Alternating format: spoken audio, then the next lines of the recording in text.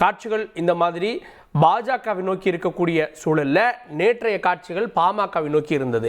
பாமகவில் என்ன நடக்கிறது? பாமக நிறுவனர் மருத்துவர் ராமதாஸை சந்தித்த பிறகு கௌரவ தலைவராக இருக்கக்கூடிய திரு ஜி.கே. மணி அவர்கள் செய்தியாளர்களை சந்தித்தார். அந்த காட்சிகளை பார்க்கலாம். ராமதாஸ் அவர்கள், நம்முடைய ஊடக நண்பர்களுக்கு அன்பான வணக்கம். எங்கள் மருத்துவர் ஐயா அவர்களை சந்தித்து நேற்று செய்த அறிவிப்பு குறித்து பேசினேன். நான் சொல்வதையெல்லாம் மருத்துவர் ஐயா அவர்கள் கேட்டுக்கொண்டார்கள். இப்போ என்ன பேசினேன், என்ன சொன்னாங்கிறத இப்போது வெளியில் இப்போ சொல்ல முடியாது முழுசு. என்ன, இது உட்கட்சி பிரச்சனை. இது இன்னொன்று, ஒவ்வொரு காலகட்டங்களையும் ஒவ்வொரு கட்சியிலையும் இந்த மாதிரி இயல்புகள் வரும், அப்புறம் மாற்றங்கள் வரும். அதனால் இப்போது சொல்ல வேண்டிய செய்தியெல்லாம் மருத்துவரையாட்ட சொல்லியிருக்கிறேன். நல்ல செய்தியாக நல்ல ஆலோசனைகளாக சொல்லியிருக்கிறோம். மருத்துவரையாவும் அதை உள்வாங்கியிருக்கிறாங்க. அது வைத்தி ஒரு பிளாட் வாங்கணுமா இல்லை ஒரு ஃப்ளாட் வாங்கணுமான்னு ஒரே கன்ஃபியூஷன். ஒரு ரியல் எஸ்டேட் எக்ஸ்பர்ட் கிட்ட பேசு. எப்படி? பாஸ்வாலா பி தி பாஸ்.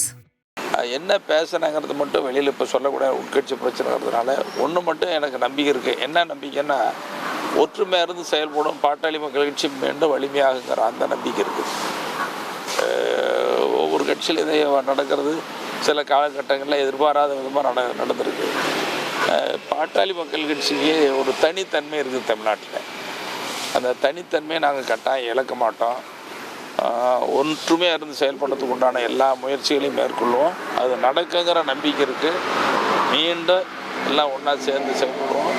தேர்தலில் மிகப்பெரிய வெற்றி காணுங்கிற நம்பிக்கை சொல்லி இன்னும் மிக விரைவில் ஒரு நல்ல அறிவிப்பு உங்களுக்கு வருங்கிறத எனக்கு நம்பிக்கை இருக்குது. சார், நீங்கள் எதுங்க சொன்னீங்க, இரண்டு பேருமே பாமகவில் அனைவரும் ஒற்றுமையாக செயல்படுவோம், விரைவில் நல்ல அறிவிப்பு வரும் அப்படின்னு ஜி.கே. மணி, முன்னாள் பாமக தலைவர், இப்போதைய கௌரவ தலைவர், நேற்று அன்புமணி ராமதாஸ் அவர்கள் தலைவர் பதவியிலிருந்து செயல் தலைவராக மாற்றப்பட்ட பிறகு ஏற்பட்ட சலசலப்புக்கு பிறகு ஒரு சமாதான முயற்சி தொடங்கியிருப்பதாக பார்த்தோம்.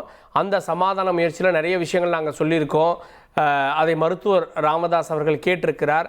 அதை இப்போ வெளியில் சொல்ல முடியாது, விரைவில் சொல்கிறோம் அப்படின்லாம் திரு ஜி.கே. மணி தெரிவித்தார். விரைவில் வரக்கூடிய நல்ல செய்தி என்ன அப்படின்றத பொறுத்திருந்து பார்க்கலாம்.